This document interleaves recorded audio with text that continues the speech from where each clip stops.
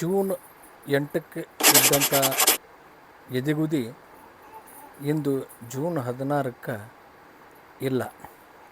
ಯಾಕಂದ್ರೆ 7ನೇ ಪಿಲ್ಲರ್ ಹಾಕ್ಕೋತೀವೋ ಇಲ್ಲೋ ಅನ್ನುವಂಥ ಆತಂಕ ಎಲ್ಲರನ್ನೂ ಕಾಡಾಕತ್ತಿತ್ತು. ನೀರು ಬಂದರೆ ಹೆಂಗೆ ಅಂಥೇಳಿ ಎಲ್ಲರೂ ತಡಬಡಿಸಾಕತ್ತಿದ್ರು.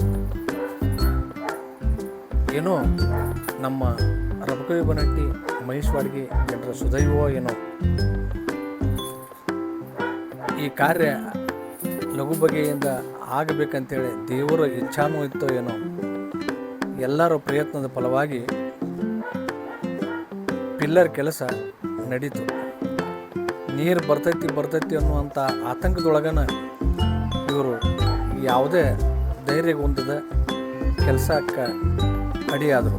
ಎಲ್ಲರೂ ಒಂದಾಗಿ ರಾಜಕಾರಣಿಗಳು ಅಧಿಕಾರಿಗಳ ಮೇಲೆ ಒತ್ತಡ ತಂದು, ಅಧಿಕಾರಿಗಳು ಕಾಂಟ್ರಾಕ್ಟರ್ ಮೇಲೆ ಒತ್ತಡ ತಂದು ಈ ಕೆಲಸ ಸಾಂಗವಾಗಿ ಮಾಡಿದರು. ಅಂತೂ ಈ 4 ದಿವಸದಿಂದ ನೀರು ಬಂತು. ನೀರು ಬಂದರೂ ಸಹಿತ ಅಂಥ ಆತಂಕ ಏನು ಸೃಷ್ಟಿ ಆಗಲಿಲ್ಲ. ಆ ನೀರು ಬರೋದ್ರೊಳಗಾಗಿ ಆ ನೀರಿನ ಮಟ್ಟವನ್ನು ಮೀರಿ ಈ 7ನೇ ಪಿಲ್ಲರ್ ಬೆಳೆದು ನಿಂತಿತ್ತು. ಒಟ್ಟು 14 ಪಿಲ್ಲರ್ಗಳಿಂದ ಈ ಬ್ಯಾರೇಜ್ ನಿರ್ಮಾಣ ಆಗಕತ್ತೈತಿ. ನೀರು ಭಾಳ ಬತ್ತಂದ್ರೆ 7, 8, 9 ಮತ್ತು 10ನೇ ಪಿಲ್ಲರ್ಗಳಿಗೆ ಸಮಸ್ಯೆ ಆಕೈತಿ. ಅದಕ್ಕೆ ಈ 7, 8, 9, 10 ಪಿಲ್ಲರ್ಗಳನ್ನು ಇನ್ನೂ ನೀರು ಹೆಚ್ಚಿಗೆ ಬರೋದ್ರೊಳಗಾಗಿನ ಆ ನೀರಿನ ಮಟ್ಟಕ್ಕಿಂತಲೂ ಎತ್ತರ ಆಗುವಂಗೆ, ಎಷ್ಟೋ ನೀರು ಬಂದ್ರೂ ಅದಕ್ಕೆ ಆತಂಕ ಆಗ್ಲಾರ್ದಂಗೆ ಮಾಡ್ಕೋಬೇಕು ಅಂಥೇಳಿ ಶತಾಯಗತಾಯ ಈ ಕಾರ್ಮಿಕರು ಕೆಲಸ ಮಾಡಕತ್ಯಾರ.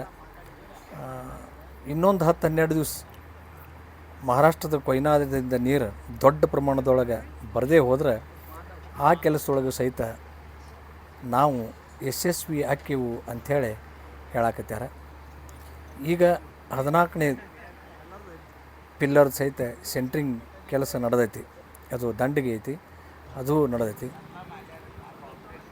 ಅಂದುಕೊಂಡಂಗೆ. ಆದರೆ ಮುಂದಿನ ದಿನಗಳೊಳಗೆ ಯಾವುದೇ ಆತಂಕ ಇಲ್ದನ ನಾವು ಆ ಸೇತುವೆ ಮೇಲೆ ಅಡ್ಡಾಡುವ ಕಾಲ ಭಾಳ ಸಮೀಪ, ಭಾಳ ಅಂದ್ರೆ ಭಾಳ ಸಮೀಪ ಐತಿ. ಇದು ಪಿಲ್ಲರ್ ನಂಬರ್ 14.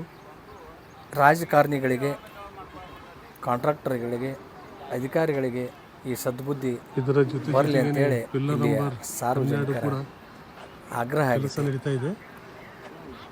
ಎಲ್ಲರೂ ಒಂದುಗೂಡಿ ಒಗ್ಗಟ್ಟಿನಲ್ಲಿ ಬಲವಿದೆ ಅದನ್ನು ಕೂಡ ಪ್ರದರ್ಶನ ಮಾಡ್ತಾ ಇದ್ದಾರೆ. ಉತ್ತಮ ಬೆಳವಣಿಗೆ. 11 ನಂಬರು.